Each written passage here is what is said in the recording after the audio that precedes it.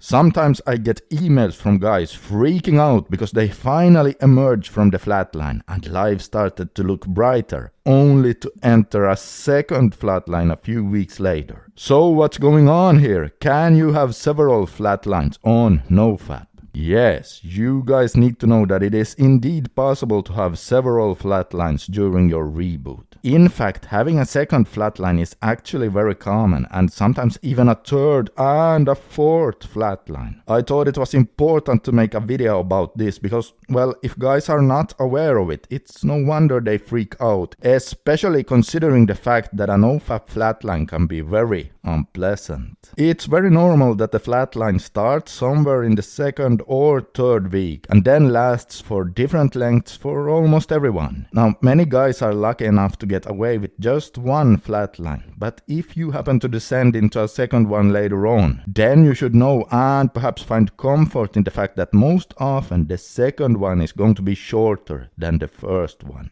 Now, there are exceptions to that, but in general, that's the case. That said, the second flatline can often be harder for some people to cope with on a mental level. This is because, well, think of it this way. Let's say you are fighting with some serious illness and you are really suffering because of it, and then you finally become well and you're so relieved. Well, if you then a couple of months later find out that you got the illness again, it really messes with your psyche. Those strong turns between first having to be down, then feeling the joy of overcoming it, only to once again fall back down, can really knock the air out of you. However, when it comes to the flatline, you need to constantly remind yourself that since you already got out of it once, your brain is fully capable of doing it again, and you just trudge forward one day at a time, trusting the process. So why do those second and perhaps third or even fourth flatlines happen? Scandinavian Bob here, hi. Yes, a real voice and person behind this video. And as someone who has been part of the NoFap and porn addiction community for 13 years now, I want to share what I believe is happening with the so-called flatline. Yeah, you see, over the years I have learned a lot, especially in the last 5 years, where I've immersed myself in reading and listening to everything I could get my hands on about addiction and the brain. Now, I have not heard any other rebooting coach or porn addiction expert talk about what I'm about to share today. Heck, not even the great Gary Wilson knew exactly what's up with the flatline. But I honestly think I have solved the puzzle for you guys. Not because I'm so smart. I'm not saying that, but because after consuming so much content on this, I'd pretty much have to be an idiot by now to not see how the pieces fit together. So please stay with me here, because I seriously believe that what you are about to discover today will absolutely blow your mind. And if you're someone who belongs to the unlucky group of people who seem to fall back into a flatline for time to time, even after you've rebooted and gotten your libido back, then this is a must watch for you, because I think I have solved why that is happening as well. And I'm going to show you exactly in just a second. But before I do, let's just quickly explain what the flatline is for those who are unsure. Yeah, so the flatline is simply a period of time that often starts a few days after guys quit using porn, where their libido completely drops and seems to vanish. In fact, not only does it feel like they lose all libido, it can even feel like they go into the negative side, you know, on the minus side, way below their libido baseline. And that can even, for some guys, make it so that their penis might shrivel up a bit and appear smaller, making it feel cold and lifeless. Kind of like, you know, after swimming in cold water. Yes, this can really happen. And on top of that, there can be emotional lows, reduced energy, and a general drop in mood. However, the complete lack of libido is the hallmark characteristic of the flatline. Okay, so let's start with why and how I believe this happens. To explain this, I'm going to share a graph with you, but even if you happen to recognize it, please stay with me, because I promise you, you will discover something new and exciting about it here and how it relates to the flatline in just a moment. This graph that you are looking at on the screen right now is called the Richard Solomon's opponent process theory of emotions, and it was developed by Richard Solomon and John Corbett in the 1970s. Now, Richard L. Solomon was a prominent American psychologist and professor at Harvard University, and he was one very smart cookie. Let me tell you. He studied various phenomena such as avoidance learning, fear conditioning, and emotional regulation, often using animal models. And his research aimed to understand how emotions are dynamically regulated and how repeated exposure to stimuli changes emotional responses over time. Speaking of stimuli, as you can see, we have two processes showing in this graph. An A process to the left and a B process to the right. Now, Richard figured out that whenever we present the body with an input of some kind, the A process, that instantly changes our emotional state. After that activity is done, the body kicks in a counter mechanism, that's the B process, that will make you feel the exact opposite of what you felt during the A process. And it does this because it seems to be Mother Nature's way of desperately trying to maintain emotional homeostasis in the body. For example, Richard Solomon started thinking about this when he first studied skydivers who were afraid of heights. These people felt intense fear and emotional pain during the jump. And that's the input here, in other words, the A process. However, once they landed, they went into a temporary phase of feeling almost euphoria and deep relaxation. And that's the B process then. And the more he studied all kinds of different things in life, he saw that almost everything follows the same pattern. Not just skydiving. Anything that instantly changes your emotional state in some way. For example, people who take some potent anxiety medication instantly start to feel very relaxed in the moment. But then, when the medication wears off, sometimes later in the day or even the next day, they experience rebound anxiety, where they now have even more anxiety than usual for a while. And that rebound anxiety is the B process here. So again, the B process makes you feel the complete opposite of what you felt during the A process, during the first input. Now don't worry, I'm going to show you exactly how this relates to the NoFap flatline in just a moment, but let's just take a couple of more examples here. So remember this works with almost all kinds of stimuli or input that we present to the body that gives us an instant emotional state change. For example, if you jump into an ice cold shower, you instantly bring about a painful and somewhat fearful state change. But then after your shower is done, you suddenly feel good and relaxed, even more so than you did before you jumped into the cold water. Or let's take alcohol as another example. Most of you know how good you feel during that first initial buzz of alcohol, right? Again, something that causes an instant emotional state change. And then most of you also know how you feel the day after a night of heavy drinking.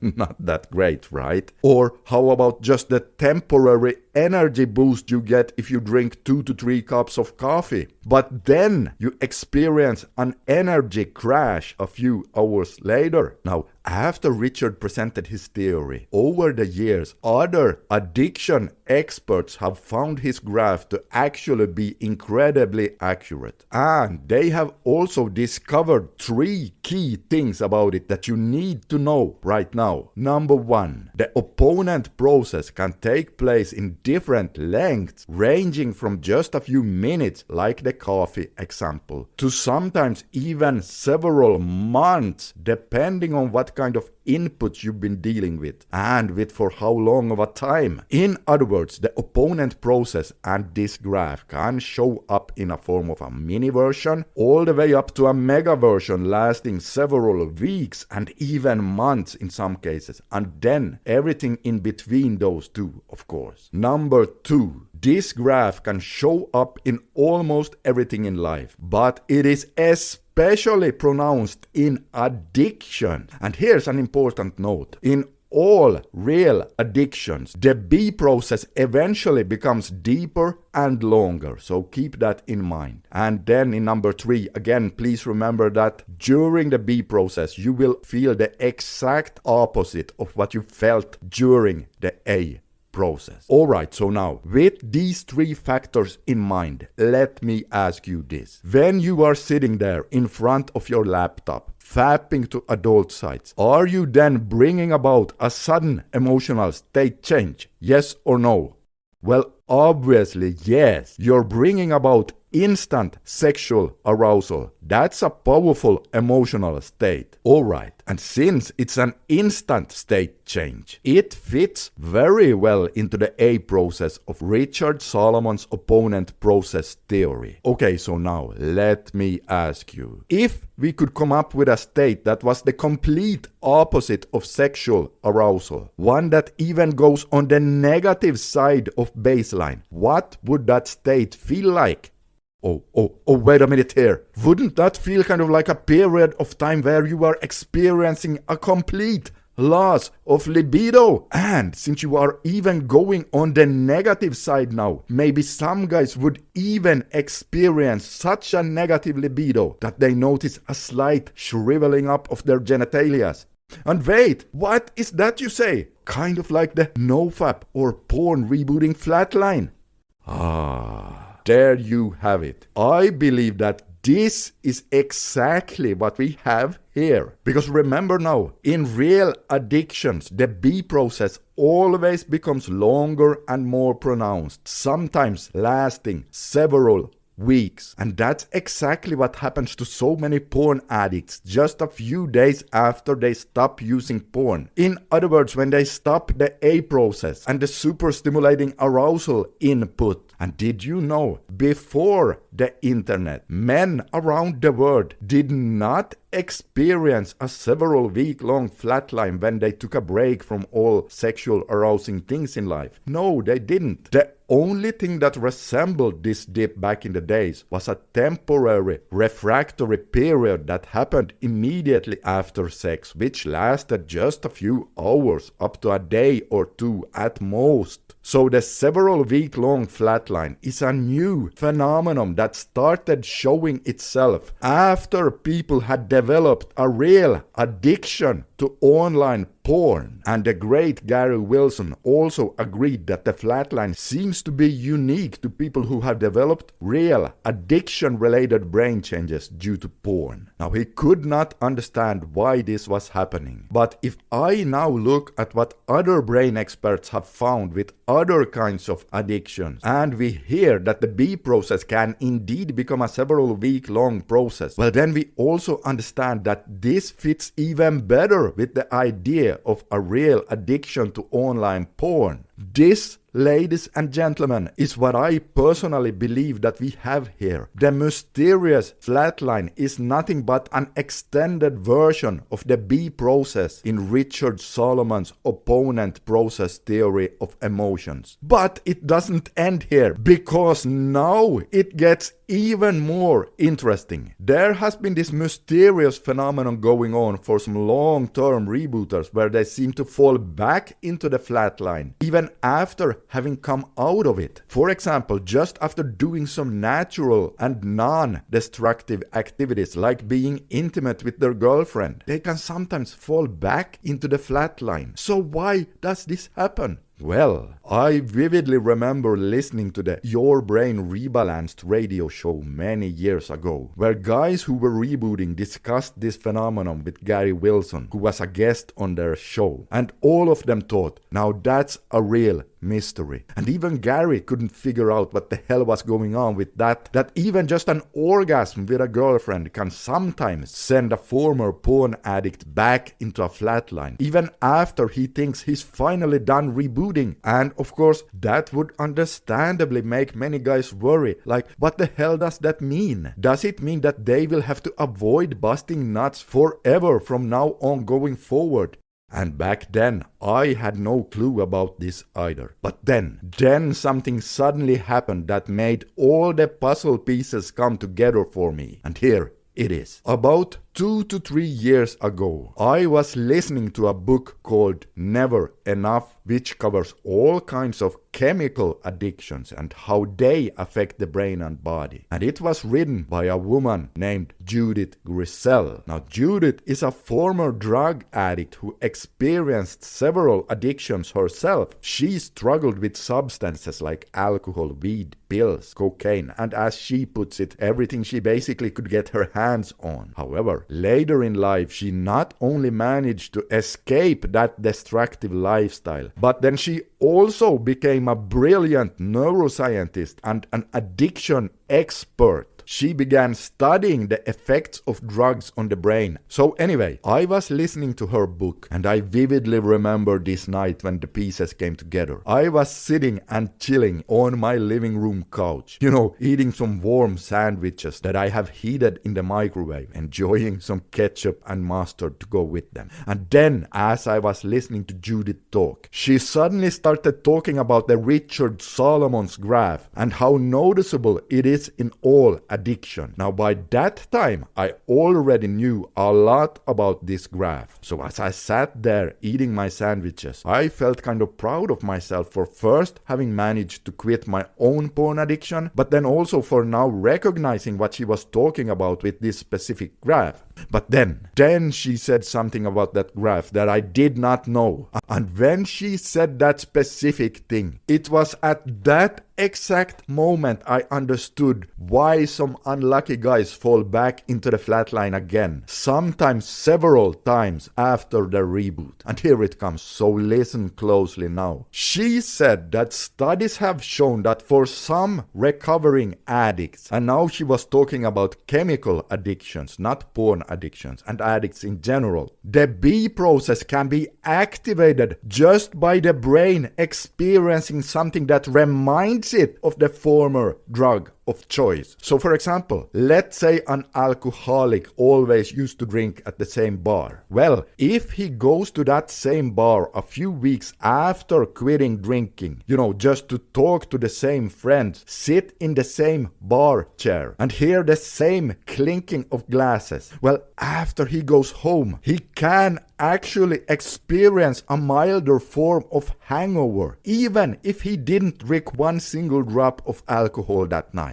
And so now some of you may be wondering, how is that even possible without using the drug itself? Well, here's the thing. It is because it is not just the drug that brings about the B process. Remember, the B process is more about the body's self-regulation mechanism. In other words, it is the body itself that creates the B process as an attempt to maintain emotional homeostasis. So, when the brain notices all those familiar triggers, the clinking of the glasses, sitting in the same chair, the smell of alcohol, there are so many familiar triggers there that the brain thinks that the drug is on its way. And so in an effort to be super effective, then the brain starts to kick in the counter mechanism even in advance to protect itself. And when Judith said that, I instantly understood that this could explain why recovering porn addicts fall back into the flatline as well. I mean, just think about it. The brain is so used to pairing porn, which is now the drug of choice, with orgasm or just sexual arousal. So when they bust a nut with their girlfriend, or sometimes even just being aroused with their girlfriend, it reminds the brain of the porn so much that it